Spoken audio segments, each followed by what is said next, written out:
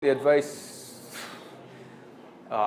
he needs to try and get close. He needs to, if he does get close, I know it's boxing, but use his kind of wrestling strengths to rough him up a bit, throw him around a bit, try and impose his strength. But, you know, it's easier said than done when you've got Tyson Fury, who's a monster of a man on the other side of the ring. But he needs to get close. If there's distance at all created, then Tyson Fury will just, it'll just be a field day. Get close, crowd him, use your strength, and pray to God that you can land the luckiest punch you've ever thrown in your life. It's not easy. It's easy if you're fighting at a low level, but to go in from MMA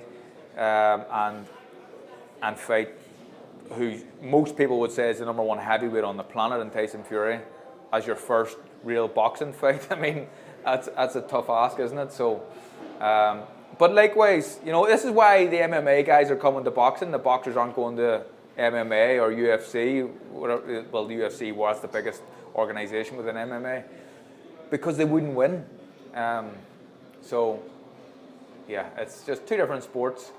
But in an octagon, Francis Ngannou, rips Tyson Fury's arm off in about a minute, probably.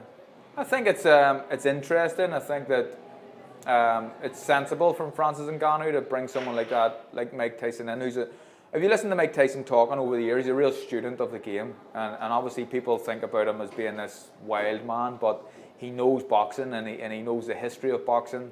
So I think it's a wise move for him, and it'll help Francis to a certain degree, but then again, he's on his own in the ring, and there's only so much influence that Mike Tyson can have from outside the ring, but I think it's a smart move, definitely, from Francis.